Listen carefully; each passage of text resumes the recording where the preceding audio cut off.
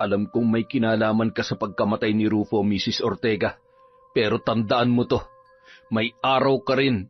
Anong pinagsasasabi mong baliw ka? Kaya naman pala magkasundo kayo ng batang yon kasi pareho kayong siraulo. Tsaka ano ka mong sinabi mo? Patay na si Rufo? Ano naman ang pakialam ko? Hindi naman siya namatay sa oras ng klase ko Sige, magpakasaya ka ngayon. Pero sinasabi ko sa'yo, nabibilang na yung araw mo. Mas masahol ka pa sa demonyo. Mag-iingat ka sa mga sinasabi mo, Ellie. Baka gusto mong tutuhanin ko yung pagsusumbong sa prinsipal para tuluyang ka matanggal sa serbisyo rito. Huwag mo akong susubukan. Hindi ako natatakot sa mga banta mo, Mrs. Ortega. Mas nakakatakot yung bagay na pwedeng mangyari sa'yo. Kaya sige, ituloy mo yung pananakot mo kung talagang matapang ka at nang makita mo kung ano talagang hinahanap mo. Magpasalamat ka dahil may klase pa ako ngayon at wala akong panahon para makipag-usap sa kagaya mong nawawala na sa sariling katinoan. Makalayas lang at baka masira lang ang araw ko sa'yo. Kung marunong ka magdasal, ma'am, ngayon pa lang simulan mo na. Taon 2008. Romblon. Eksaktong maghahating gabi habang natataranta at halos hindi na alam ni Salve kung ano ang gagawin. Kasalukuyang naghihingalo na noon ang kanyang ama na si Tatay Mariano at tila ba nasa huling yugto na yon ng kanyang buhay. Kahit hirap, nagawa pa ring magsalita ng matanda. Salve, anak. Nararamdaman ko na parang hindi na ako magtatagal. Mangako ka sa akin na hindi mo pababayaan ang anak mong si Rufo kahit na ano pa mangyari. Palakihin at itaguyod mo siya sa abot ng iyong makakaya. Itay, huwag naman po kayong magsalita ng ganyan. Iniwan na nga po tayo ni Inay. Pati ba naman kayo mawawala na rin? Kaya natin to, Tay. Magtiwala lamang po tayo sa Diyos. Salve, anak. Makinig ka sa akin. Ipinagkakatiwala ko na sa iyo ang mga kagamitan na nakatago sa ilalim ng aking aparador. Sikapin mong pag-aralan at kailangan mo yung matutunan. Bakit po, Itay? Ano po ba mga yun at kailangan ko pa yung aralin? Basta, gawin mo na lamang ang sinabi ko, anak. Kapag ako'y nailibing na, simulan mo ng pag-aralang basahin ang mga nakasulat sa aklat na itim na naroroon. Malaki ang may tutulong nun sa inyo ni Rufo laban sa mga taong magtatangkang saktan at alipustahin kayo sa marahas na paraan. Tay, wag mo po kaming iiwan. Parang awa niyo na, Tay. Wag po kayong bibitaw. Dadalhin ka namin ni Rufo sa ospital. Ngayon na. Ngunit kahit anong gawin niyang panggigising sa ama ay hindi na nun idinilat pa ang kanyang mga mata. Sa halip ay isang malalim na buntong hininga na lamang ang huling pinakawalan ng matanda bago yun tuluyang nawalan ng buhay sa mismong kandungan ni Salve. Matagal nang may iniindang sakit ang kanyang ama na si Tatay Mariano. Subalit nung araw na yun, hindi na kinaya ng katawan ng matanda at tuluyan na yung namaalam. Ulila na rin si Salve sa ina sapagkat namatay din yon may 3 taon na ang nakararaan dahil sa sakit sa bituka na hindi naagapan. Paalam, Tay.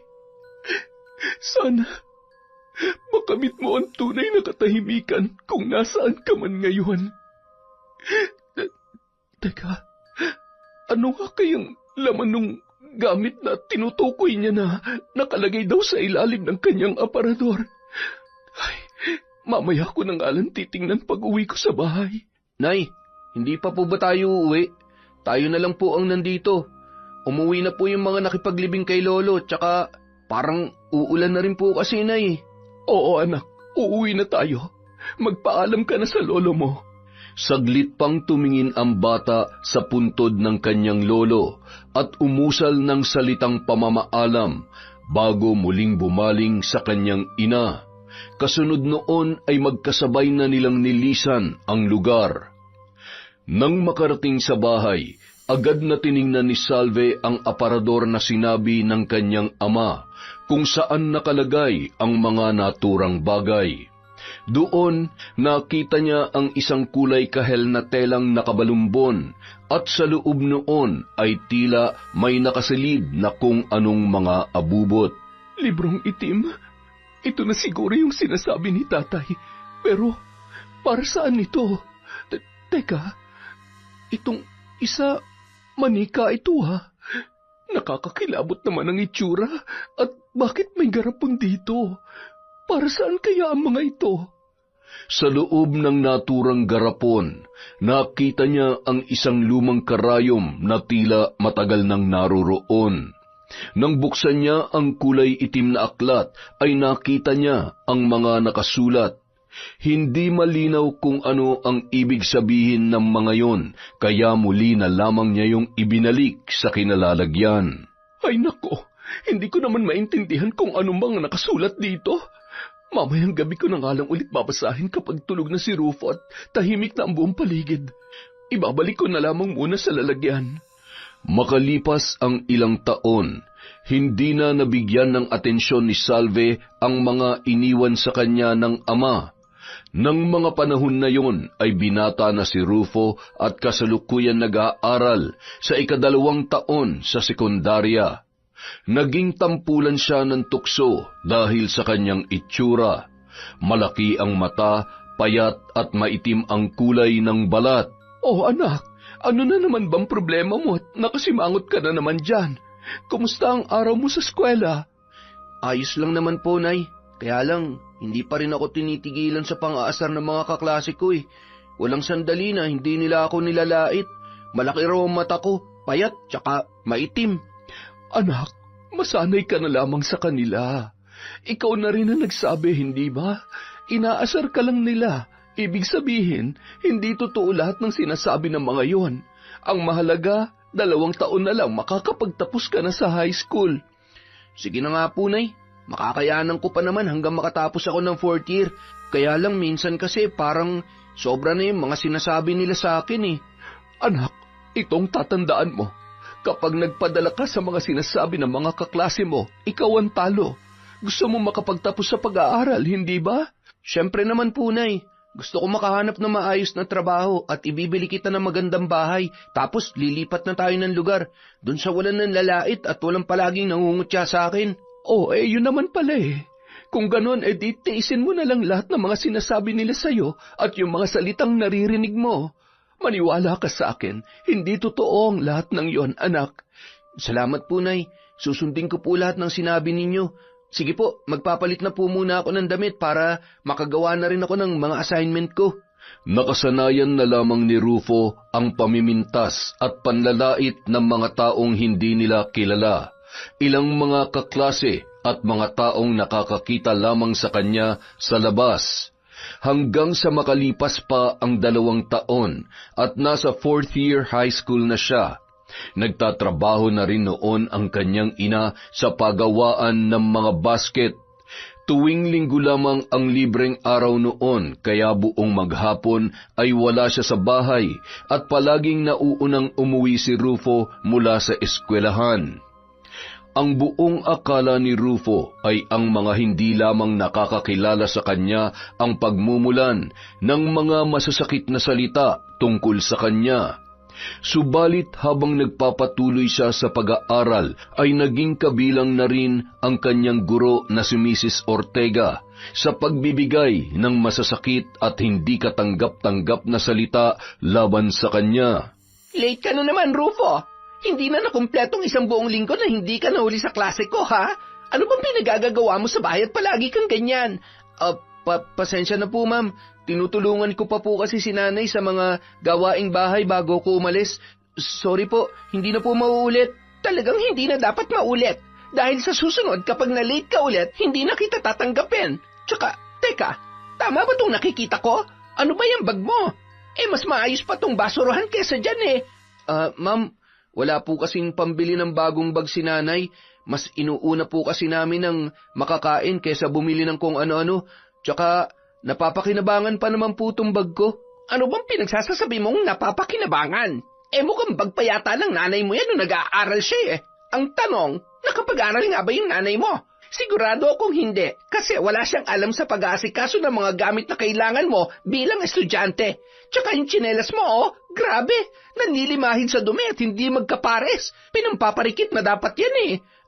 Pasensya na po ma'am, ang importante naman po, nag-aaral ako't nakakarating pa rin sa klase kahit ganito ang mga gamit ko, tsaka lagi po akong late. Abay, sumasagot ka pa talaga ha? Hoy, kayo ha?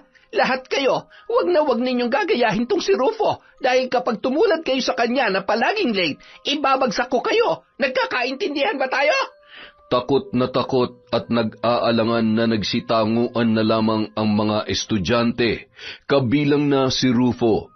Halos tumulo na ang luha niya sa labis na kahihiyan at sakit ng kalooban dulot ng mga salita na sinabi ng kanilang maestra. Isang araw, habang nasa klase, Ma'am Ortega, may naglagay po ng basura sa bag ko. Hindi ko po alam kung sino, pero sana po pagsabihan niyo na lang siya na mali ang ginawa niya. Hindi naman po basurahan tong gamit ko eh. Bakit, Rufo? May reklamo ka? Paano kung sabihin ko sa'yo na ako mismo naglagay ng kalat yan sa bag mo? May magagawa ka ba? Pasensya ka na ha. Akala ko kasi basurahan yun na paglagyan ko eh. Narinig niyang may ilan sa kanyang mga kaklase ang mahinang nagtawanan, subalit agad ring tumigil ang mga yon nang sumigaw si Mrs. Ortega. Magsitahimik kayo! Walang sino man ang pwedeng tumawa rito maliban sa akin. Naintindihan niyo? At ikaw naman, Rufo, sa susunod, palitan mo yung bag mo dahil parang naaamoy ko yung mga basura kapag nakikita ko yan. Nang matapos ang klase, umiiyak na lamang na naglalakad sa pasilyo ang binata. Maya-maya, nilapitan siya ng ilan sa kanyang mga kaklase. Humingi ng paumanhin ang mga yon at nagpaliwanag na wala silang balak na pagtawanan siya kanina at nadala lamang sila sa mga salita ng kanilang pintaserang maestra. Huwag kayong mag-alala, naiintindihan ko naman kayo. Kahit siguro ako matatawa rin kapag narinig ko lahat ng mga sinabi ni Ma'am tungkol sa akin. Kaya okay lang yun. Huwag niyo na lang akong intindihin. Nagpatuloy na lamang sa paglalakad si Rufo. Maya-maya, nakasalubong niya ang janitor ng eskwelahan na si Ellie. Kinausap siya ng lalaki at niyayang umupo sandali sa gilid ng daanan. Ba't niyo po ako dinala rito, Kuya Ellie? Baka po pagalitan kayo ng principal kasi iniwan niyo yung trabaho niyo. Tapos na ako sa mga gawain ko, Rufo. Huwag mo akong alalahanin. Niyaya kita rito para sabihin na narinig ko lahat ng sinabi sa iyo ni Mrs. Ortega kanina. Yun ba ang dahilan kung bakit ka umiiyak ngayon?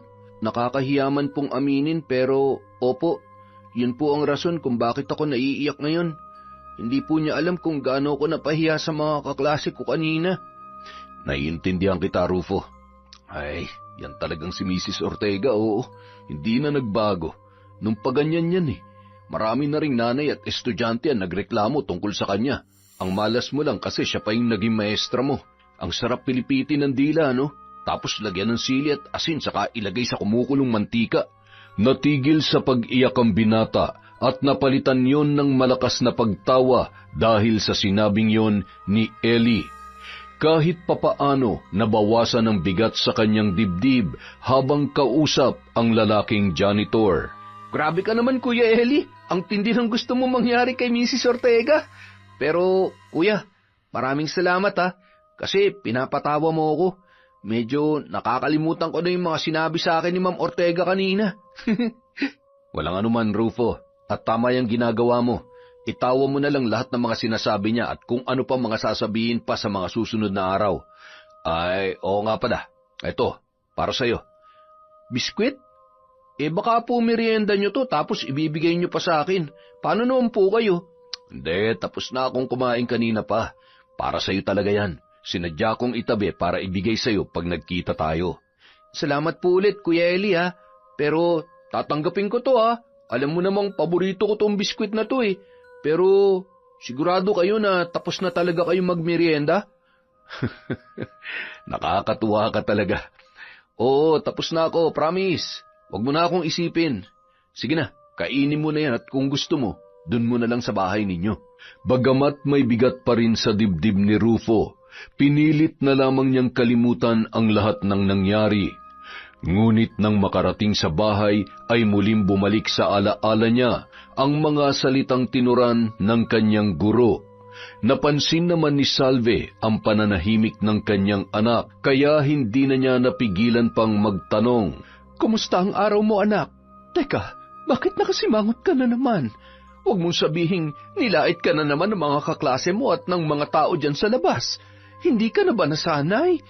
Nay, okay lang naman po sana sa akin kung manggagaling lang sa ibang tao, lalo na kung dun sa mga hindi ko naman kakilala. Pero kanina po kasi, si Ma'am Ortega pa mismong nanlait sa akin at pinagtawanan ako. Hindi lang isang beses niyang ginawa yun. Nung nakaraang araw din kung ano-ano masasakit na salita ang sinabi niya sa akin.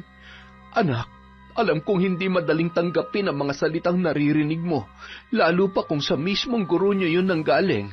Pero anak, pakiusap. Habaan mo na lamang ang pasensya mo. Tutal naman huling taon mo na ito at gagraduate ka na. Kaunting tiis na lamang. Pwede? Opo, Nay. Pero alam niyo po, kahit ganun, may maganda naman nangyari pagkatapos ng klase namin. Kasi humingi ng sorry sa akin yung iba kong mga kaklase dahil hindi raw nila sinasadyang pinagtawanan ako. Naiintindihan ko naman sila kaya sinabi kong okay lang. At saka isa pa pala, Nay, nagkita kami ni Kuya Eli, yung janitor dun sa school, tapos pinatawa niya ako at binigyan niya pa ako ng paborito kong biskwit. Nakita mo na, anak, kahit may pangit na nangyayari sa iyo sa buong araw, siguradong may kapalit naman yun na magandang bagay pagsapit ng hapon. Kaya magpasalamat pa rin tayo, dahil kumpara sa atin, may mga taong mas mahirap pa ang pinagdadaanan sa kanilang buhay. Kung sa bagay, tama kayo, Nay. At maswerte po ako kasi mayroon akong nanay na palaging nagpapaunawa sa akin ng magagandang aral. Ay, sus! Binola mo pa talaga ako. O siya, sige na. Magbihis ka na at maglinis ng katawan dahil... ang asim mo na. Nay naman. Pagsapit ng gabi, habang tulog na ang anak na si Rufo, biglang naalala ni Salve ang mga gamit na iniwan sa kanya ng ama.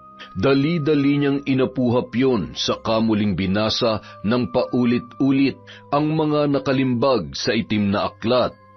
At sa ilang minutong pagbabasa sa mga yon, hindi niya napapansin na unti-unti niya nang nauunawaan kung ano ang nakasaad doon.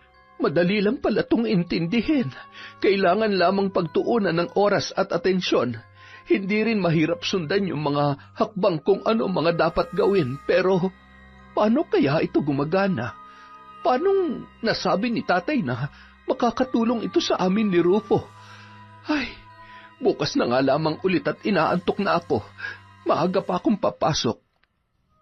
Kinabukasan, muling pumasok sa eskwelahan si Rufo.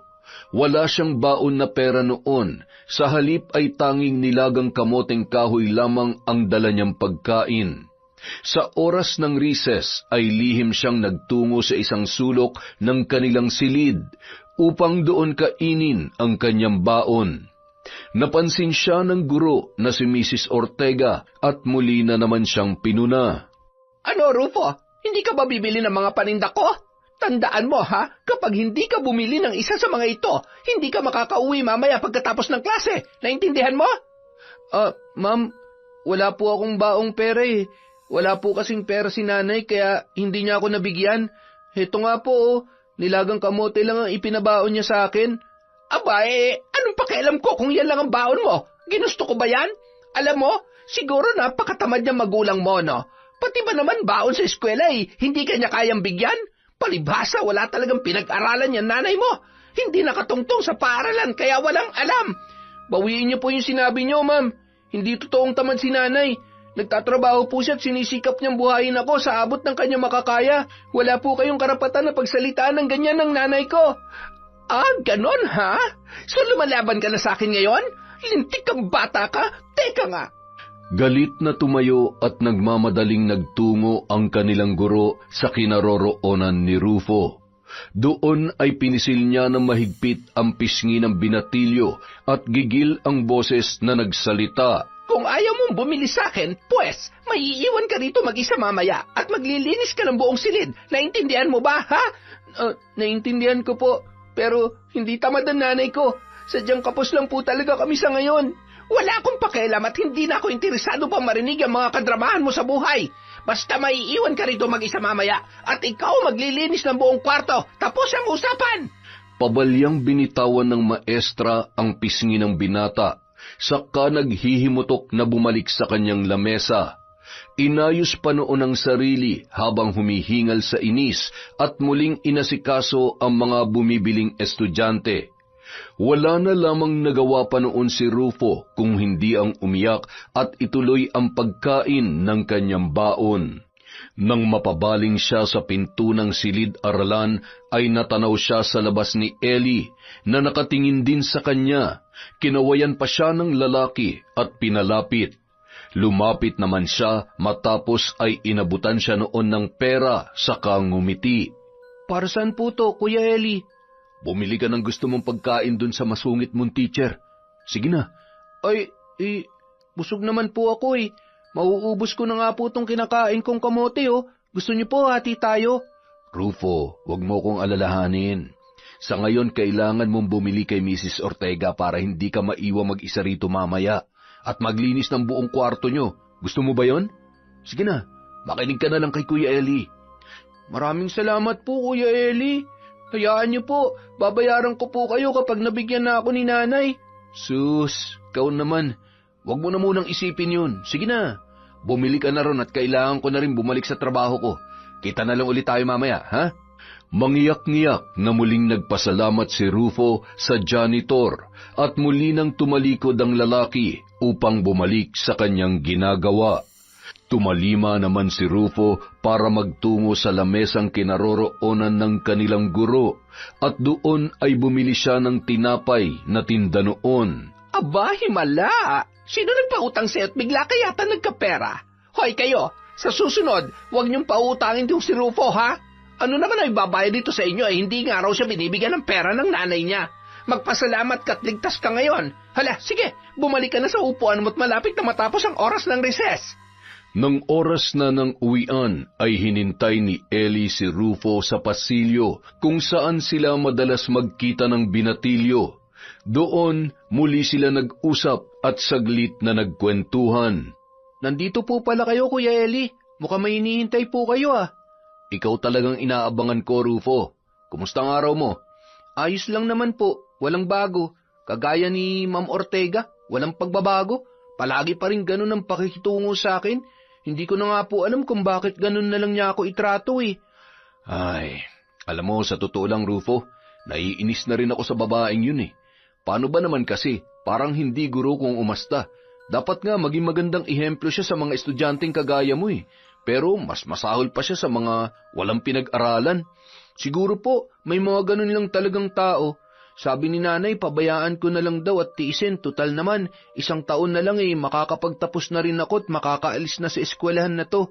Ano, gusto mo ba walisin ko yung mukha ni Mrs. Ortega tapos lampasuhin ko ng basahan? Tamang-tama itong ginagamit ko. Punong-puno na ng alikabok at dumito, bagay na bagay sa ugali niyang parang trapo. Nagtawanan na lang ang dalawa sa birong yon ni Eli. Sa mga ganoong sandali ay pansamantalang nakakalimutan ni Rufo ang mga pangit na karanasan mula sa kanilang masungit at mapagmataas na mestra. Maya-maya, biglang sumeryoso ang muka ng binatilyo saka may itinanong sa janitor. Kuya Eli, okay lang po bang magtanong? Ha? Oo naman. Pero tungkol saan ba yung itatanong mo? Basta wag lang tungkol sa klase nyo, ha? Alam mo namang hindi ako nakapagtapos ng pag-aaral, kaya eto, bumagsak lang ako sa pagiging janitor. Kuya Eli, wala naman pong masama sa trabaho nyo. Unang-una, marangal po yan at lumalaban ka ng patas. Pero, ang tanong ko po may anak na po ba kayo? O meron po ba kayong pamilya? Yun ba? Alam mo kasi, Rufo, oo, may anak na ako. At kung nabubuhay lang siya ngayon, siguro kasing edad mo siya. Po? Ang ibig sabihin, patay na po siya? Malungkot mang sagutin yung tanong mo pero, tama ka. Patay na siya. Namatay siya kasabay ng nanay niya matapos siyang isilang. Mahina kasi ang resistensya niya at hindi kinayang tumagal matapos siyang ipanganak. Naku, pasensya na po kayo, Kuya Eli. Alam ko kung gaano kasakit mawalan ng mahal sa buhay. Naalala ko rin kasi noon kung gaano nasaktan si nanay nung namatay si Lolo Mariano. Bata pa ako noon pero ramdam na ramdam ko po yung sakit ng kalooban na pinagdaanan ni nanay. Wala na yun. Kaya nga sa'yo ko nalang pilit na binabawi lahat na makakaya kong gawin para dun sa namatay kong anak eh. Kaya lang, syempre, hindi naman lahat kaya kong maibigay sa'yo. Basta isa lang ang masasabi ko, Rufo. Piliin mo laging magpakatatag para sa pangarap mo. Alam mo, Kuya Eli, yung mga salita mo at pagbibigay sa akin ng lakas ng loob sa tuwing magkikita at magkakasama tayo, sobrang tulong na po yan. Kaya nga po nagpapasalamat ako sa inyo kasi palagi kayo nagbibigay ng kaunting oras para kausapin ako. Dahil doon, nakakalimutan ko yung mga hindi magagandang nangyayari sa akin sa buong maghapon. Talaga? Mukhang binubudol mo na yata ako niyan Sige na nga, naniniwala na ako. Kuya Eli naman Oo nga po. Seryoso po ako. Isa kayo sa nagpapagaan ng kalooban ko at pinagkukunan ko ng tapang at lakas ng loob. Siyempre, bukod kay nanay. Hayaan mo, basta may pagkakataon ako, palagi tayong mag-uusap at palagi kitang aalalayan. Sa totoo lang, para na rin kasing anak ang tingin ko sa iyo Maraming salamat po, Kuya Eli. Hindi po ako magsasawang magpasalamat sa inyo. Madalas nga kitang kinukwento kay Nanay Salvi pag uwi ko sa bahay. Talaga? Ikaw Baka kung ano-ano ng chinichismis mo sa nanay mo tungkol sa akin. Hindi po. Sinasabi ko lang sa kanya yung tungkol sa palagi mong pagbibigay ng payo at pagpapasaya sa akin sa tuwing magkausap tayo. Tsaka yung pagbigay nyo ng biskwit sa akin. Yun ba? Sus, maliit na bagay lang yun. Oo nga pala, Rufo. Pwede bang ako naman na magtanong sa'yo? Sige po, ano po ba yung itatanong nyo? Basta wag lang tungkol sa trabaho nyo Wala po kasi akong alam tungkol dyan Walang joke ka Binawian mo ko agad O sige, itatanong ko lang sana kung nasan yung tatay mo. Sa tuwing magkausap kasi tayo, palaging Nanay Salvi mo na lang ang nababanggit mo sa akin. Sabi po ni nanay, bata pa raw ako nung namatay si tatay, kaya hindi na ako nasundan at nagkaroon ng kapatid dahil sanggol pa lang daw po ako nung kinuha si tatay ng langit. Ganun ba? Pero ang mahalaga, kahit wala na yung tatay mo, hindi ka pinababayaan ng nanay mo, hindi ba? Biyaya sa mga magulang ang pagkakaroon ng anak, lalo na kung kasing bait at kung kasing buti mo. Kaya naniniwala ako na maswerte rin ang nanay mo sa'yo. Naku, baka lumaki ang ulo ko niyan, Kuya Eli Pero sa totoo lang po, nagpapasalamat din ako sa Diyos kasi sobrang swerte rin naman ako kay nanay. Kahit minsan, hindi ko naramdaman na pinabayaan at binaliwala niya ako. Masayang naghiwalay ang dalawa matapos ang kanilang madamdamin na kwentuhan. Unti-unti may mga bagay nang nalalaman si Eli tungkol kay Rufo. Dahil doon, naging mas komportable pa ang dalawa sa isa't isa. Nang makarating sa bahay, muling ibinida ni Rufo sa kanyang ina ang tungkol sa naging usapan nila ng janitor. Ngunit nang maikwento niya ang tungkol sa ginawa at mga sinabi ng guro na si Mrs. Ortega, tila hindi yun nagustuhan ni Salve. Para yatang napapansin ko napapadalas na mga ginagawa sa inyong maestra niyong yan, Rufo. Ano bang problema at bakit siya ganun sa'yo? Baka naman kasi pasaway ka sa klase, hindi kaya? Hindi po, Nay. Paano naman po ako magiging pasaway alam ko naman po ang mga dapat kong gawin. Tsaka sinusunod ko po yung mga payo nyo lalo na kapag nasa school ako. Sadyang ganun lang po talaga siya sa akin. Minsan pati sa iba kong mga kaklase ganun din siya. Hayaan mo, kapag ginawa pa niya ulit sa iyo yan, malilintikan na siya sa akin. Sumusobra na siya, Wala siyang karapatang lait-laitin at maliitin ka dahil hindi niya alam kung anong hirap ang naranasan ko para palakihin ka. O Nay, wag po akong pagalitan nyo. Ay, hindi naman. Nanay naman, wag na po kayo magalit. Naikwento ko lang naman po sa inyo yung nangyari para alam nyo. Pero ayos na po yun. Huwag niyo na yun masyadong alalahanin pa. Hindi, Rufo. Basta, kapag inulit pa ng teacher mo yung mga sinabi mo sa akin, isumbong mo kaagad at susugurin ko talaga yung babaeng yan. Napatango na lamang ang binata at wala nang nagawa pa. Ayaw niyang maging sanhi ng eskandalo at kaguluhan sa eskwelahan, kaya naisip niyang wag na lang magsumbong sa ina kung sakaling gawin ulit ni Mrs. Ortega ang masamang pagtrato nito sa kanya. Lingid sa kaalaman ng mag-ina, palihim pala siyang sinundan ni Ellie sa pag-uwi at narinig ng lalaki ang lahat ng kanilang pinag-usapan. Nakakaawa naman talaga tong si Rufo. Mabuti na lang at may nanay siyang handa siyang ipagtanggol sa mga ganitong sitwasyon.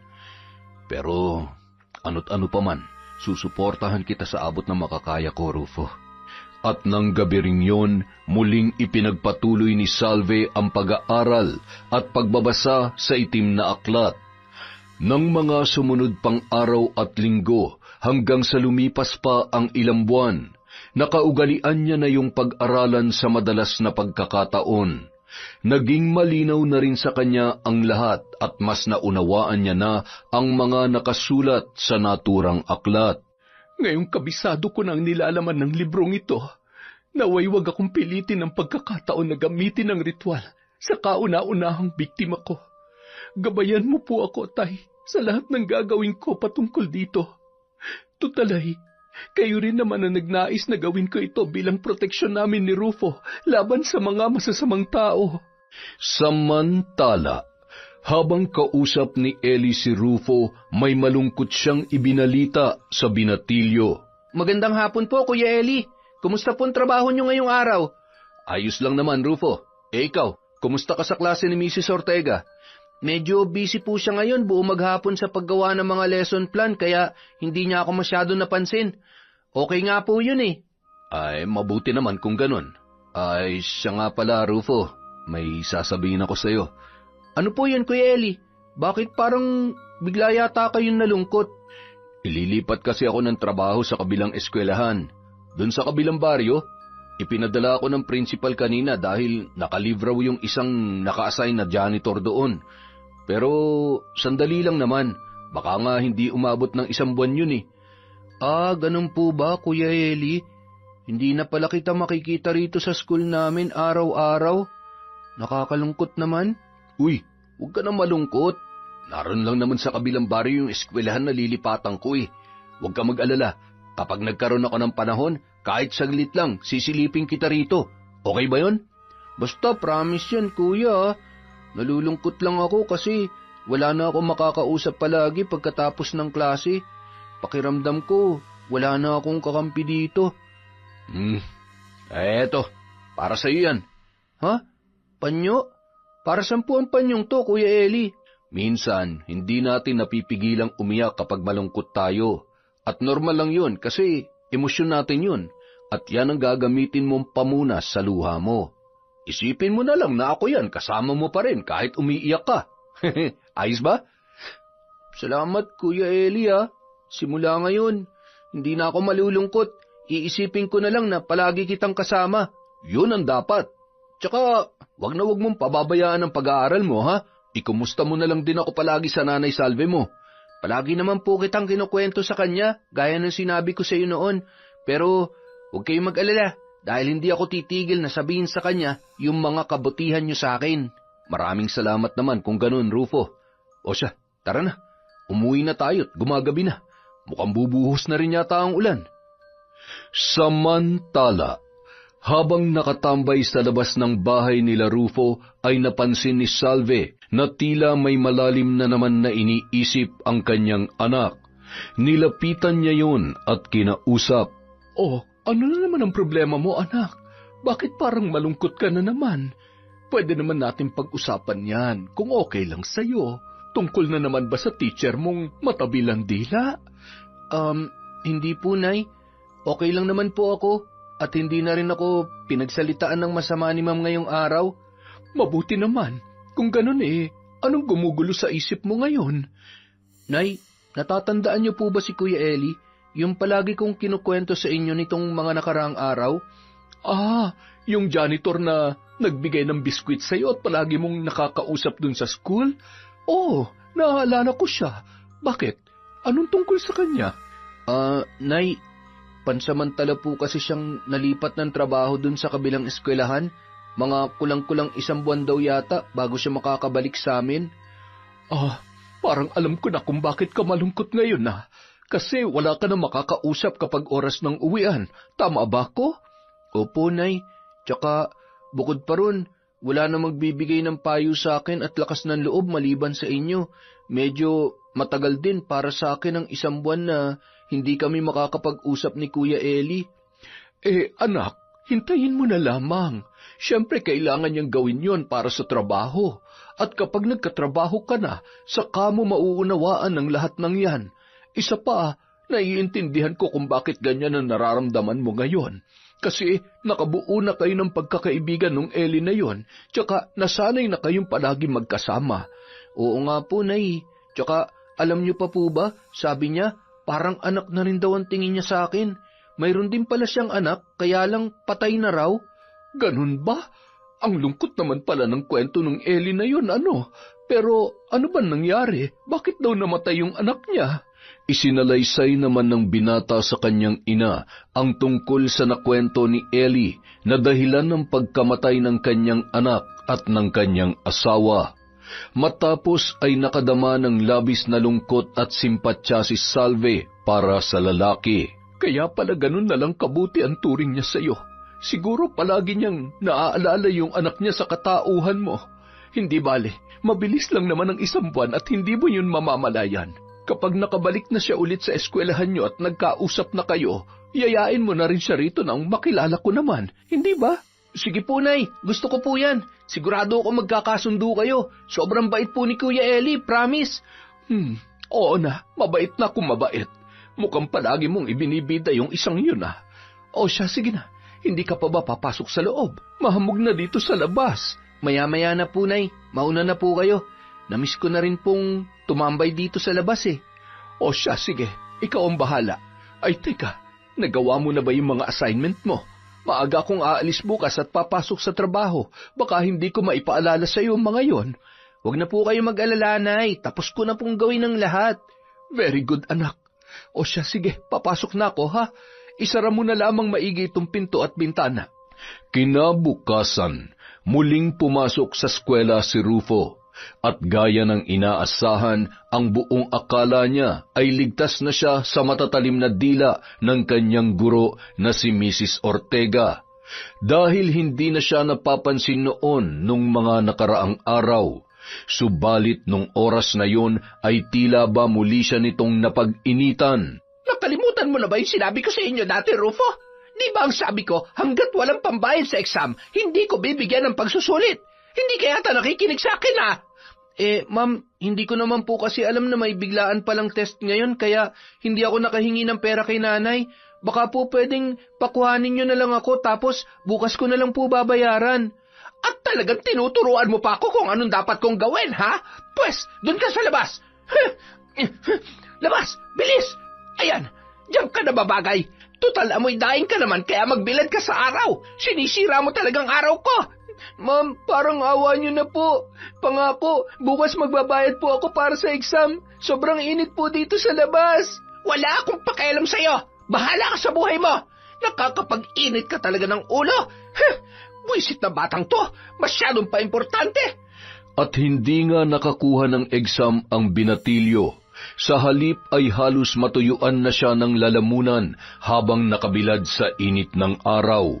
Mabuti na lamang, may isang kaklase niya ang nagmalasakit dala ng awa at binigyan siya ng maiinom na tubig. Matapos ang oras ng klase, malungkot siyang umuwi, ngunit hindi niya na lamang isinumbong sa ina ang nangyari dahil natatakot siya na baka sumugod yon sa kanilang guro at gumawa ng gulo. Hindi ko na lang sasabihin kay nanay na hindi ako nakapag-take ng exam ngayon. Ayaw ko malaman niya yung ginawa sa akin ni Mrs. Ortega. Sigurado ko na susugod yun sa school at aawayin niya si ma'am. Ayaw ko namang magkagulo sila at baka mapahamak pa si nanay. Kinabukasan, Halos ayaw niya nang pumasok sa paaralan dahil sa takot at matinding trauma sa mga ginagawa sa kanya ni Mrs. Ortega. Ngunit kailangan niyang magpatuloy dahil ayaw niyang biguin ang pangako sa ina na magtatapos siya sa pag-aaral. Habang nasa silid-aralan sila at naglilinis ay hindi sinasadyang natabing niya ang paboritong paso ng kanilang guro. Kaya galit na naman yun sa kanya. Ano na naman ang ginawa mo? Bakit binasag mo yung mamahalin at paborito kong paso, ha? Wala ka talagang utak, inutil ka. Naku ma'am, sorry po. Hindi ko po sinasadya matabig yung paso nyo. Pasensya na po talaga. Parusahan nyo na lang po ako, huwag nyo na lamang akong ibagsak. Hindi ka nag-iingat, lintik ka. Kahit kailan, napakatanga mo talaga. Hindi mo ginagamit yung utak mo. Bobo, hindi ka na dapat nag-aaral dahil wala ka namang mararating sa buhay.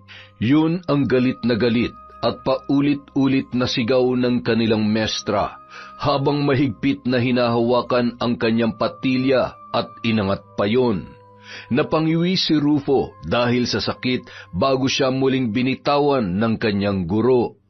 At dahil sa mga masasakit na salitang sinabi ng kanilang guro, ay labis na nasaktan ang kanyang kalooban. Hindi niya na pinatapos pa ang mga sinasabi noon, sa halip ay patakbo at umiiyak siyang lumabas ng silid-aralan at nagmamadaling umuwi sa kanilang bahay.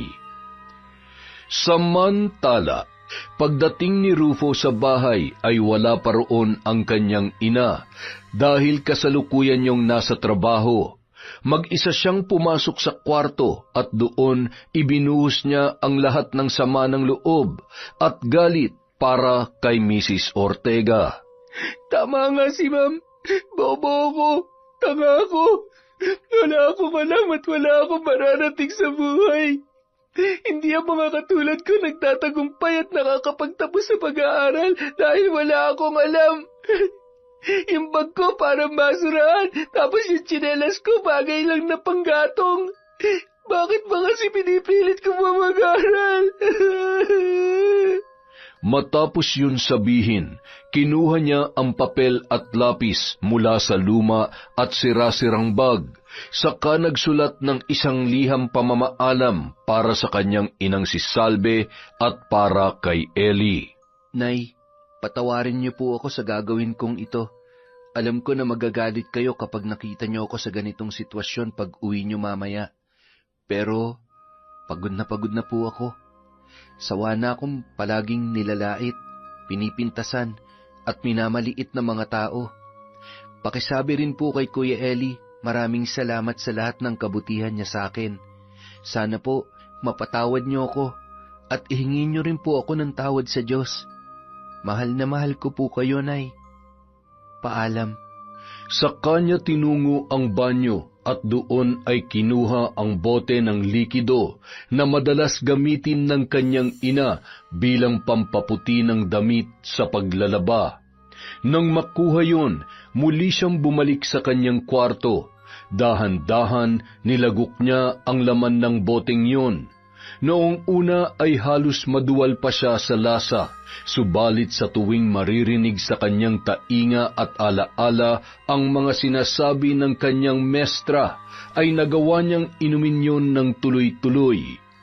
Kinahapunan, nang umuwi na si Salve mula sa kanyang trabaho.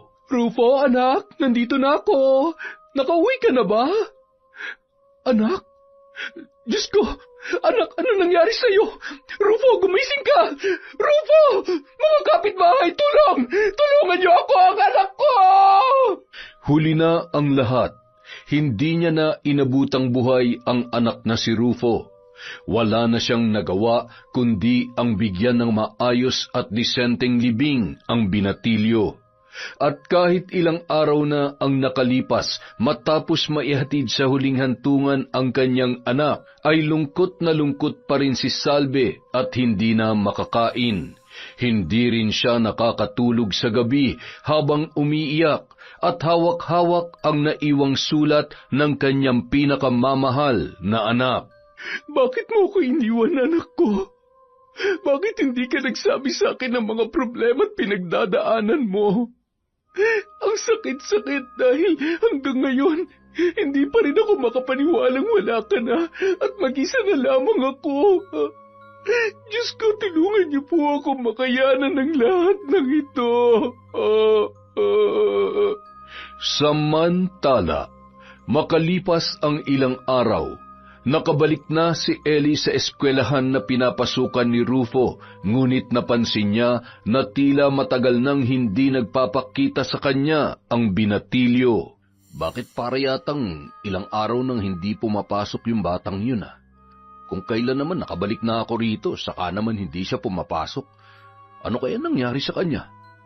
Dahil doon, napagpasyahan niya na magtanong-tanong sa mga kaklase ng bata upang alamin ang dahilan ng pagliban ng binatilyo sa klase. Shh, boy, may tatanong lang sana ako. Po, ano po yon? Teka, di ba kayo po yung palaging kausap ni Rufo dun sa pasilyo tuwing uyan? Ano po pala yung tatanong nyo? Ako nga. Itatanong ko lang sana kung bakit ilang araw nang hindi pumapasok si Rufo. May sakit ba siya? Sa totoo lang po, hindi nga rin namin alam Halos magdadalawang linggo na siyang hindi pumapasok. Wala kasi nakakaalam sa amin ng bahay niya, kaya hindi namin siya mapuntahan. Magdadalawang linggo na? Ibig sabihin, kahit nung hindi pa ako nakakabalik dito, hindi na pumapasok si Rufo. Yung ma'am nyo, si Mrs. Ortega, alam niya kaya kung bakit hindi na pumapasok yung kaklase nyo? Hindi ko rin po alam, kuya, pero sa tingin namin wala rin siyang alam. Kasi kung may ideya siya, di dapat sinabi niya na sa amin noon pa. Mabuti pa po, tanungin niyo na lang si ma'am pagdating niya mamaya. Tama ka naman. O siya, sige. Tatanungin ko na nga lamang yung teacher ninyo. Salamat. Wala nga naman po. Tsaka kuya, kung sakaling may malaman ka po tungkol sa kanya, ipaalam niyo na lang po sa amin Nag-aalala na po kasi kami sa kanya Sige boy, huwag ka mag-alala. Sasabihin ko kagad sa inyo sakaling may impormasyon ako malaman. At dahil walang nakuhang anumang balita si Ellie mula sa kaklase ni Rufo, sinadya niyang hintayin si Mrs. Ortega sa pasilyo upang yun naman ang kanyang tanungin. Maya-maya pa, namataan niya na yun papalabas. Magandang umaga po, Mrs. Ortega. May gusto lang po sana akong itanong kung hindi nakakaabala sa inyo. Naabala mo na nga ako Pero sige, ano ba yung itatanong mo? Siguruhin mo lang na hindi masasayang ang oras ko tungkol sa bagay na yan, Bilis na't, may klase pa ako. Opo. Gusto ko lang po sanang malaman kung bakit ilang araw nang hindi pumapasok si Rufo. Naninibago lang po kasi ako Hindi ko na kasi siya natatanaw sa upuan niya sa tuwing sumisilip ako sa klase ninyo. Hay, akala ko pa naman kung ano na. Sa totoo lang, Eddie, hindi ko rin alam kung ano nangyari sa batang yon. Siguro na pagtanto niya na hindi talaga siya para sa eskwelahan na to, kaya mas pinili na lang niyang wag na mag-aral. Wag naman po kayo magsalita ng ganyan sa bata. Nagsisikap at iginagapang ng nanay niya yung pag-aaral niya para lang makapagtapos. Kung ganon, nasa na nga siya ngayon? Bakit hindi na pumapasok? Ang sabihin mo, gumaya na rin dun sa nanay niyang tamad. Kung gusto talaga niya makapagtapos, bakit bigla na lang siyang tumigil, Aber? Mawalang galang na po, Di ba po kayo ang guro? At bilang tumatayong ikalawang magulang, kayo rin po dapat ang unang nakakaalam sa nangyayari kung bakit hindi na pumapasok yung estudyante nyo. Hindi man po ako nakapagtapos sa pag-aaral pero alam ko ang responsibilidad ng mga guro para sa kanilang mga estudyante. Abat, bastos ka Hoy, Ellie, janitor ka lang dito kaya wala kang karapatang utusan at pagsalitaan ako ng kung ano-ano. Tsaka, isa pa, napapansin ko bakit parang sobrang concerned ka yata dun sa batang yagit na yon? Nag-aalala lang po ako sa kanya dahil mabuti po siyang bata. Sadyang hindi nyo lang makita yung kabutihan niya dahil hindi kayo magkapareho ng ugali. Sige po, alis na po ako. Magandang araw po sa inyo. Abat, antipatiko ka Wala kang galang. Ire-report ko sa principal tong ginawa mong to sa akin, Ellie. Sige po, Mrs. Ortega. Maghihintay ako ng patawag ng principal kahit anong oras. Mauna na po ako. Nagpupuyos sa galit na naiwang mag-isa ang guro habang pinagtitinginan ng mga kapwa mestra at ng iba pang mga estudyante. Pagalit na nagpatuloy na lamang siyang naglakad upang magtungo sa loob ng silid-aralan kung saan siya unang magtuturo nung araw na yon. Samantala, Habang naglalakad si Eli patungo sa kanyang pagtatrabahuhan, hindi niya maiwasan na mag-alala. Kaya naman bigla siyang napaisip. Nakapagtataka lang talaga na bakit parang halos lahat sila'y walang alam kung bakit biglang hindi na pumasok si Rufo. Kadalasan sa mga ganitong pangyayari, yung guro na mismo ang dapat na bumibisita o kaya naman gumagawa ng paraan para alamin na nangyari sa mga mag-aral niya. Ay, sana ayos lang si Rufo. At kung may sakit man siya, sana gumaling na siya. At dahil alam niya na ang bahay ng binatilyo, itinuloy niya na ang balak na doon na lamang magpunta upang alamin ang buong pangyayari. Kinabukasan. Magandang araw, Salve. Ikaw yung nanay ni Rufo, di ba? Magandang araw din naman sa'yo. Oo, ako nga si Salve. Teka, pwede ko bang malaman kung sino sila at bakit alam niyo ang pangalan ko? Ako si Eli. Siguro naikwento na ako sa inyo ng anak ninyo.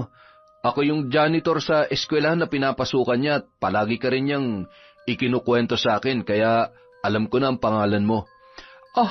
Ikaw pala yan. Oo, madalas kang maikwento sa akin ni Rufo nung nabubuhay pa siya. Halika, pasok ka muna. Mabuti naman at nagkakilala na rin tayo sa wakas. Sa narinig ay biglang natigilan ang janitor. Napatingin siya ng diretso sa mukha ni Salve habang pinag-aaralan kung seryoso ba ang babae sa kanyang tinuran. At nung nasa loob na siya ng bahay, agad siyang pinaupo ng babae, saka siya nagtanong muli. Teka, ano ho yung sinabi niyo kanina? Nung nabubuhay pa si Rufo? Hindi ko ho maintindihan. Nandito po ako para sana alamin kung bakit magdadalawang linggo na raw siyang hindi pumapasok, sabi ng kaklase niya at ni Mrs. Ortega. Eli, maraming salamat sa pag-aalala at pagmamalasakit mo sa anak ko. Pero ang totoo, patay na si Rufo. 1 linggo na siyang nakalibing. Napanganga ang lalaki sa sinabing yon ni Salve. Kulang na lamang ay mapatayo siya mula sa kinauupuan. Naipikit niya ang mga mata na tila ba pilit na ipinapasok sa isip ang narinig mula sa ina ng binatilyo. Hindi magandang biro yan para sa anak mo, Salve. Gusto ko lamang siyang kumustahin. Nasaan na ba siya? May sakit po ba siya? Naiintindihan ko na maging ikaw ay hindi rin matanggap ang biglaang pagkawala niya. Alam kong isa ka sa mga taong nagkaroon ng malaking bahagi sa buhay ng anak ko. Marami siyang ikinuwento sa akin na magagandang bagay tungkol sa iyo. Kaya labis ako nagpapasalamat na nakilala ka niya. Pasensya ka na ha, pero tapatin niyo nga po ako. Nasaan na po ba talaga si Rufo? Patay na nga siya, Eli. Uminom ng lason. Hindi ko alam na gagawin niya yon dahil nasa trabaho ko ng araw na nangyari yon. Pag-uwi ko, nakita ko na lang siya sa kwarto namin. Nakahilata at wala ng buhay. Namamaga ang leeg at bumubula ang bibig. Diyos ko, sana po nananaginip lamang ako. Hindi totoo itong mga naririnig ko at hindi totoo itong mga nangyayari ngayon. Para maniwala ka, ito ang iniwan niyang sulat. Nais niya rin daw iparating sa iyo ang taus-puso niyang pasasalamat. Marahang iniabot ni Salve ang naiwang sulat ni Rufo kay Eli, at yumugyog ang mga balikat ng lalaki matapos basahin ang liham na yon. Napakuyom ang kanyang mga palad at pigil ang gigil na nagsalita habang habol hininga dala ng labis na hinagpis. Malakas ang kutob ko na may kinalaman si Mrs. Ortega kaya nagawa to ni Rufo. Siya ang tinutukoy ng anak mo sa sulat niyang to. Hindi ako maaari magkamali. Si Mrs. Ortega ang dahilan kung bakit tuluyan nawalan ng pag-asa at nawalan ng kumpiyansa sa sarili si Rufo. Anong ibig mong sabihin? Hindi kita maintindihan, Eli. Pwede bang linawin mo sa akin yung mga sinasabi mo?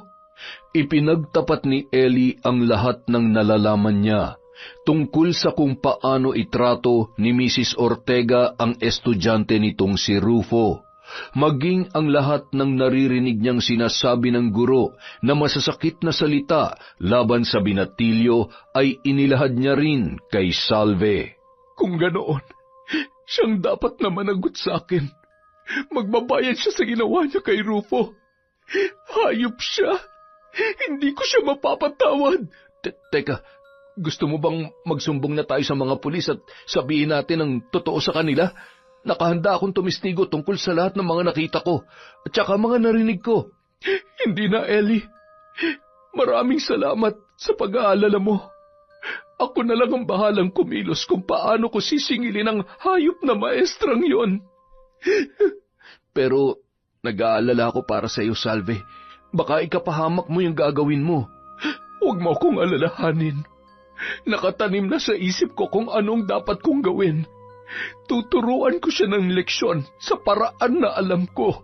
Basta, kapag kailangan mo ng tulong ko, tawagan mo lang ako. Ito nga pala ang numero ng telepono ko. Huwag ka mag-alala.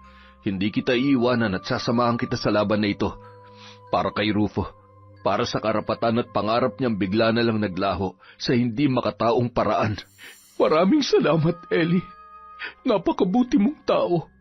Sigurado ako na masaya na si Rufo ngayon kung nasaan man siya. Pero magiging mas ganap sana ang kasiyahan niya kung mabibigyan natin ng hustisya ang pagkamatay niya, Salve. Naiintindihan ko kung anong gusto mong mangyari. Pero sa ngayon, pwede bang ipaubaya mo na muna sa akin ang mga unang hakbang? Huwag ka mag-alala. Ipapaalam ko kaagad sa iyo kapag kailangan kita. Ikaw ang bahala. Basta para kay Rufo, nakahanda akong tumulong. Matapos ang pag-uusap na yon, nag-abot ng kaunting tulong pinansyal si Ellie para kay Salve.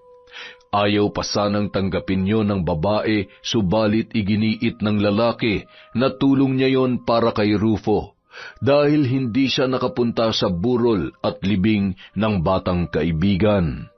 Samantala, nang makauwi sa bahay na tinutuluyan si Ellie ay hindi niya maiwasang mag-alala at mangamba para sa kaligtasan ni Salve ukol sa sinabi nitong paniningil kay Mrs. Ortega. Ano kayang ibig ipakahulugan ni Salve ron sa sinabi niya kanina? Anong klaseng paniningil kaya ang tinutukoy niya? Kinakabahan tuloy ako para sa kanya.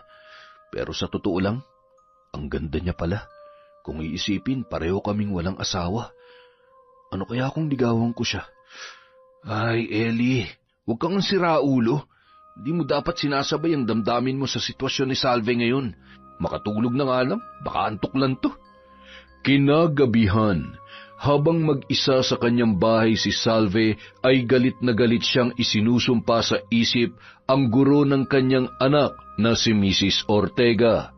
Ikaw palang dahilan kung bakit nangyari to sa anak ko. Hindi ko mapapalampas ang ginawa mong pagsira sa buhay ni Rufo. Uunti-untiin kong lasunin ang isip mo hanggang sa gustuhin mo na lang nakitilin ang sarili mong buhay. Matapos yung sabihin, muli niyang kinuha ang mga kagamitan sa pambabarang na iniwan sa kanya ng kanyang ama. Doon ay masusi niyang pinag-aralan ang bawat hakbang para makatiyak na tatalab sa kauna-unahan niyang biktima ang naturang ritual. Salamat sa mga kagamitang iniwan mo sa akin, Itay.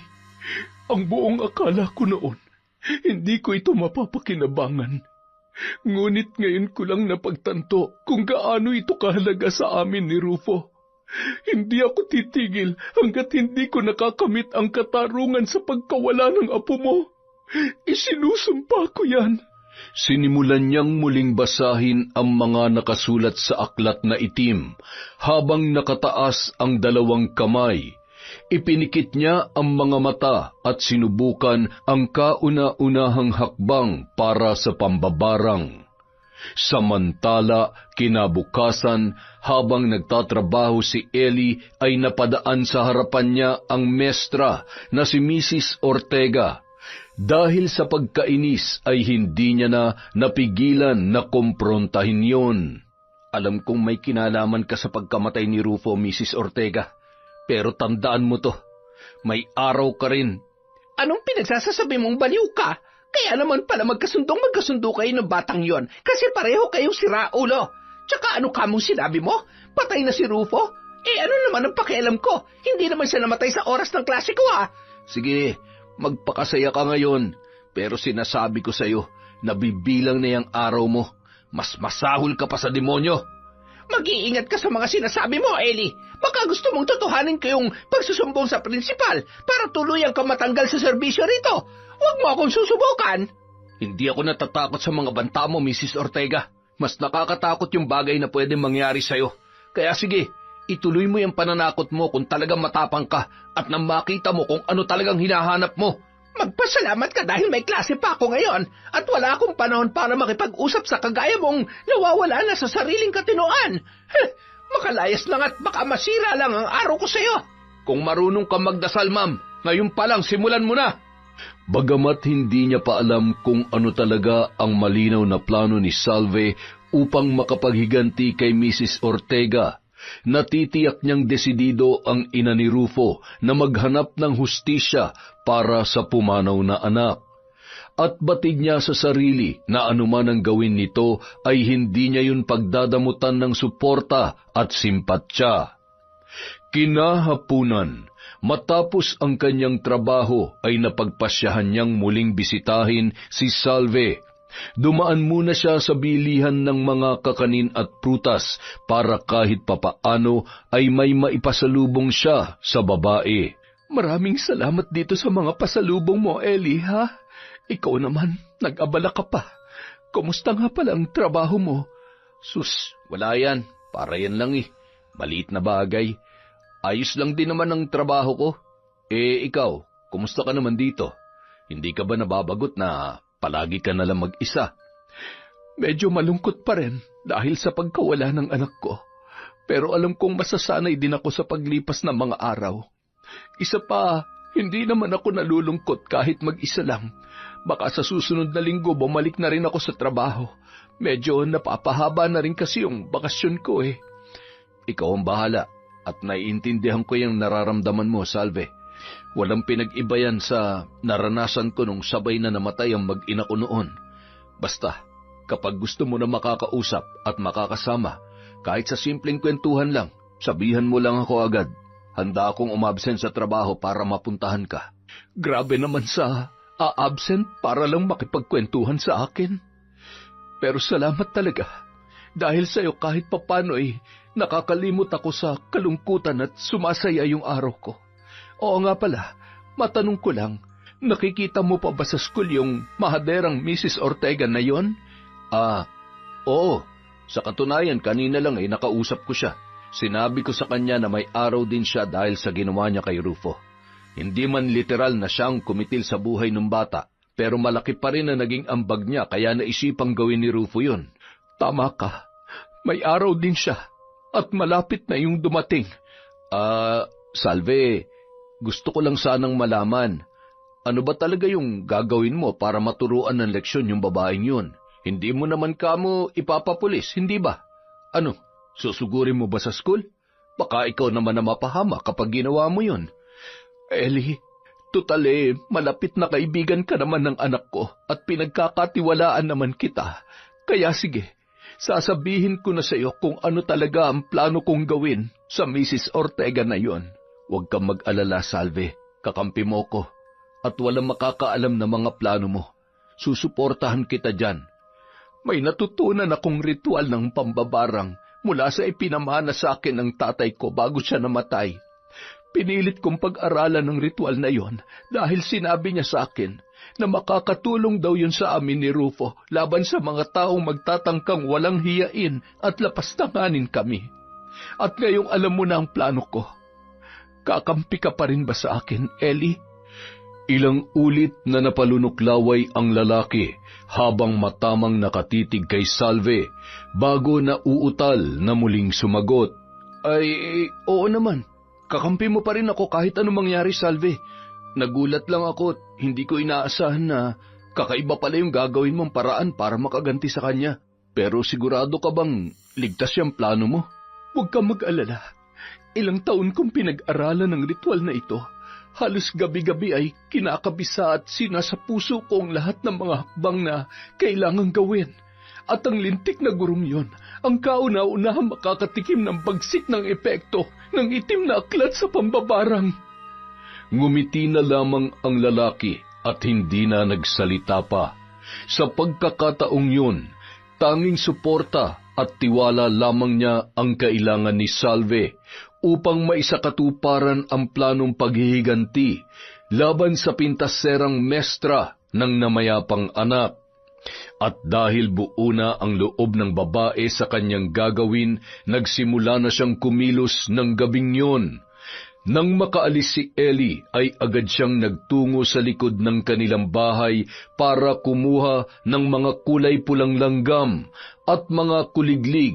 Saka yun inilagay sa garapon mula sa gamit na iniwan ng kanyang ama. Ang manikang itim na ito ang magsisilbing kasangkapan ko para unti-unting lunurin ka sa mundo ng kadiliman, Mrs. Ortega. Sinira mo ang kinabukasan ng kaisa-isa kong anak. Buhay ang naging kapalit ng ginawa mo sa kanya, kaya buhay mo rin ang ipambabayad ko kay Satanas. Galit na dinampot ng babae ang kulay itim na manika, at itinaas yun, saka dinasalan saglit. Maya-maya pa, binulungan niya ang bandang tainga noon gamit ang mga orasyon na nabasa niya sa itim na aklat. Kinabukasan, habang nasa gitna ng kanyang klase at abala ang mestrang si Mrs. Ortega sa pagtuturo, bigla siyang nagulat sa di maipaliwanag na nararamdaman. Ha? Ano yun? Bakit parang may bumubulong sa tenga ko? Sino ka? Anong kailangan mo sa akin? Lubayan mo ako, demonyo ka! Mamamatay ka na, Mrs. Ortega. Mamamatay ka na. Tumigil ka! Sino ka ba? Huwag mong tuloy na pagtuturo ko, demonyo ka! Mamamatay ka na, Mrs. Ortega. Mamamatay ka na. Utang na loob, tigilan mo ako kung sino ka man! Ubod lakas na napasigaw ang guro at tila nawawala na sa sarili. Naitapon niya ang hawak na libro at pabalyang napaatras sa pisara. Doon ay malakas na tumama ang kanyang likuran na agad naman niyang ininda. Aray ko! Ang sakit ng likod ko! Tulungan niyo ako, mga bata! Subalit kahit anong pagmamakaawa niya para tulungan ay walang sino man ang nagtangkang lumapit sapagkat maging ang kanyang mga estudyante ay wala na ring paglagyan sa labis na takot at pagtataka. Samantala, sa labas ng silid ay nakatanaw naman si Eli at kitang-kita niya ang nangyayari sa natatarantang guro. Mukhang tumatalab na yata yung ginagawang ritual ng pambabarang na sinasabi ni Salve. Pambihira. Totoo pala yung barang. Ngayon lang ako nakakita ng ganyan sa tanang buhay ko. Hindi kaya baka minumulto na siya ni Rufo. Sige Rufo, hilahin mo sa kadiliman yung buwisit na yan. Parang awa mo na. Umalis ka na sa pandinig ko. Nabibingi ako at ang sakit na ng ulo ko. Dahil sa hindi maunawaan ng mestra kung ano ang nangyayari sa kanya, paika-ika siyang tumakbo palabas ng silid-aralan at hindi na tinapos ang oras ng klase. Nabalitaan na lamang ni Eli mula sa mga bantay na gwardya na nagmamadali raw umuwi ang mestra. Nang hapon ding yun, muling nagplanong bumalik si Eli sa bahay ng sinisintang si Salve. At doon ay napatunayan niya na sinimulan na ngang gawin ng babae ang pambabarang laban kay Mrs. Ortega. Hindi pa ako tapos sa kanya, Eli. Kulang na kulang pang ginagawa ko ngayon kumpara sa idinulot niya sa anak ko. Gusto kong paunti-unti siyang kitlin. Nais ko siyang pahirapan hanggang sa hindi niya nagustuhin pa mabuhay. Ayos ka lang ba, Salve? Pasensya ka na, ha? Gusto ko lang naman makasiguro na okay ka.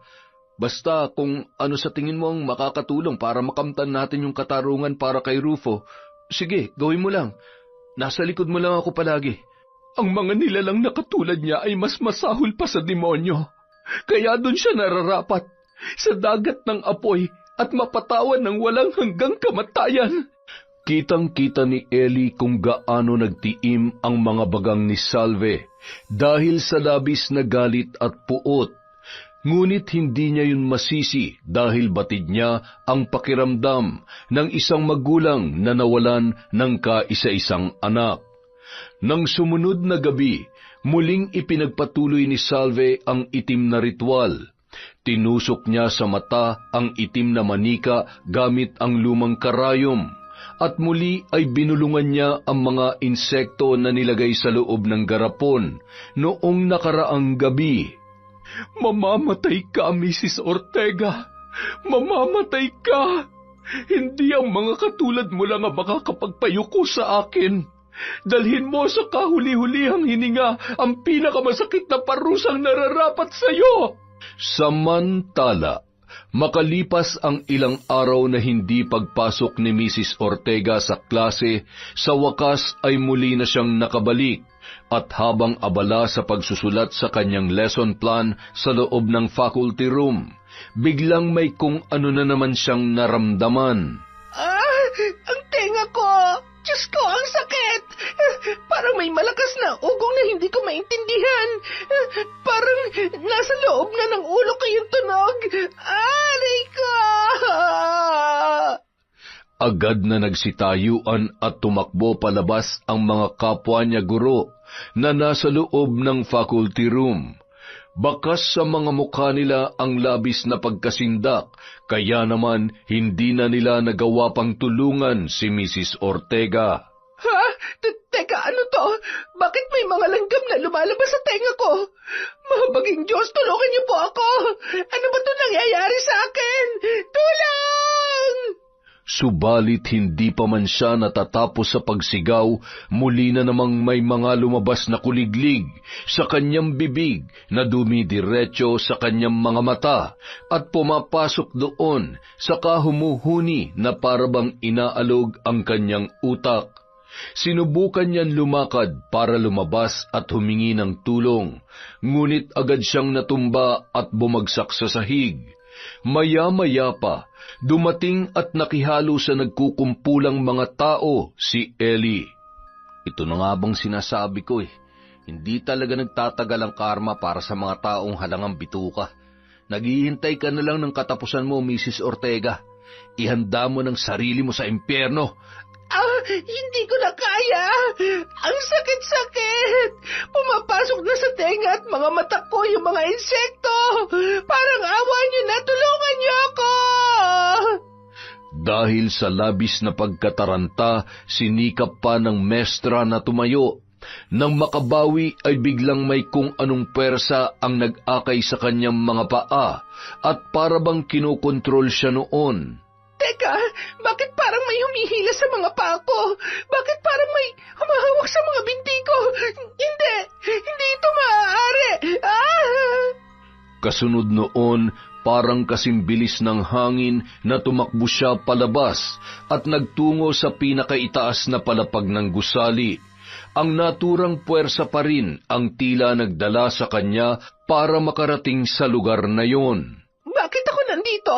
Anong ginagawa ko rito sa pinakaitaas na gusaling ito? Hindi ito maaari. Parang awa mo na. Wag mo ako itulak. Wag! At kasunod noon, kusa na siyang tumalon pababa hanggang sa bumagsak sa pinakalapag ng gusali. Wasak ang kanyang ulo at naghiwa-hiwalay ang bawat bahagi ng kanyang katawan. Halos hindi na siya makilala dahil sa kalunos-lunos na sinapit mula sa pagkakahulog. Sa wakas, nakamit mo na rin ang katarungan, Rufo. Alam kong mali ang paraan ng nanay mo para makuha yon. Pero ang mga taong katulad ni Mrs. Ortega, tunay na walang dapat na lugar dito sa mundo. Matapos ang nakakakilabot na pangyayaring yon, pansamantalang isinara ang eskwelahan. Nagpasya ang may-ari na pabendisyonan muna yon at pabalikin na lamang sa susunod na taon ang mga mag-aaral. Naging usap-usapan sa lugar, maging mga sa karatig baryo ang nangyari sa kanilang guro. at kahit sino ang makarinig ng kwento ay sadyang kinikilabutan sa kanilang nalalaman. Samantala, alam mo na yung nangyari kay Mrs. Ortega, Salve. Kumusta ka naman ngayon? Oo, Ellie. Kahapon ko pa alam yung nangyari sa kanya at wala akong pinagsisisihan sa ginawa ko. Ngayon, tatanungin ulit kita. Kakampi pa rin ba kita? Ano bang klaseng tanong yan? Siyempre naman. Ngayon pa ba naman kung kailan tapos na ang laban at nakamit na natin yung katarungan para kay Rufo? Bakit naman na itanong mo pa yan? Kasi isa akong mambabarang. Masamang tao. Gumagamit ng itim na mahika na labag sa kalooban ng Diyos. Hindi ako katulad mo, ordinaryo at may mabuting puso. Salve, ano ba yung mga pinagsasasabi mo? Ordinaryong tao ka pa rin. Biktima ka lang rin ng pagmamalabis ng ibang tao. Kayo ni Rufo. Kaya mo nagawa ang bagay na yan, mayroon kang malalim na dahilan. At nauunawaan kita. Kung totoo nga yung sinasabi mo, paano ko nakasisiguro na kakampi pa rin kita hanggang sa huli? Mabuti at naitanong mo yan. Dahil gusto ko sanang sabihin sa iyo na pwede ba kitang iligawan? Nang sa ganun ay mapatunayan kong wagas ang tiwala at pagtanggap ko sa iyo. Yun ay kung mamarapatin mo. Ha? Totoo ba yung sinasabi mo? Hindi naman yan ang inaasahan ko na isasagot mo eh. Pues ngayon, huwag ka na mag-isip ng iba ko pang isasagot kasi sigurado ko at matagal ko nang pinag-isipang gawin to. Hindi lang ako makaporma sa iyo noon kasi alam kong may mga mas mahalagang bagay kang dapat unahin at hindi lang basta-bastang bagay yun dahil para yun sa anak mo na itinuring ko na rin na para kong tunay na anak. Ellie, nararamdaman kong totoo at malinis ang hangarin mo para sa akin. At kung hindi mo na itatanong, may pagtingin na rin ako sa iyo simula pa nung una tayong magkita. Kaya lang, syempre bilang babae, hindi ko magawang aminin sa iyo ang totoo. Sus, edi ngayon alam ko na. Hindi mo pa rin ba aaminin? Salve, maniwala ka sa akin. Mahal kita. Simula ngayon, ikaw na ang bago kong asawa at gusto kong makasama habang buhay. Hoy, teka lang ha? Asawa agad? Hindi ka muna ba niligaw? Baka multuhin tayo ng asawa mo niyan. Sino asawa? Matagal nang patay si Liberty at sigurado kong magiging masaya siya para sa akin dahil alam niya na nasa mabuting tao rin ako napunta. Tsaka, kailangan ka pa bang ligawan? Uso pa ba yun ngayon? Ikaw na nga nagsabi kung pwede bang manligaw, di ba? Sige na nga, pero sa isang kondisyon, pakasalan mo muna ako. Bah, oo naman. Pag-iipunan ko talaga yung kasal natin. Pasasaan ba't doon din naman tayo tutuloy, hindi ba? Salamat sa pagmamahal at suporta mo sa akin, Ellie. Sayang nga lang at hindi na natin kasama si Rufo. Sana'y masaya na siya kung nasaan man siya ngayon. Sigurado ko dyan. Nakausap ko siya kagabi at ang sabi niya sa akin, pag hindi mo raw ako pinakis, wag daw kitang tabihan mamayang gabi. Hoy, anong tabi-tabi agad yung naiisip mo? Huwag ka magbibiro ng ganyan at baka maging totoo yung sinasabi mo eh. Bigla tayong dalawin ni Rufo rito. Sige ka. Bakit? Ayaw mo ba nun? Di maganda. Magiging 3 na ulit tayo. Sira ka talaga. Puro ka kalokohan. Naging masaya ang araw na yon para sa dalawa. Buong puso nilang tinanggap ang isa't isa, anuman ang pagkukulang at pangit na nakaraan ng bawat isa. Makalipas ang ilang buwan, nabuntis na ni Ellie si Salve. Masaya silang nagsama at nagplanong magpakasal sa mga susunod na taon. Sa pangyayaring yon, natutunan nila na hindi lahat ng kasamaan ay nananatiling masama sa paningin ng tao. Kung minsan ang bitak at lamat na nililikha ng masamang karanasan ay hindi palaging hudyat ng katapusan, dahil madalas ang bitak na yon ay posibleng pagmulan ng liwanag na magtuturo sa inyo ng tamang landas para makita ang tamang buhay. Yon, napakaganda naman ng kwentong yon. Maraming salamat po ulit sa pakikinig sa Kwentong Enteng. Wala po muna tayong shoutout. Pero sigurado bukas meron ulit. Araw-araw po tayo hanggang sa 31 ng January. Maraming salamat po mula sa Kwentong Enteng.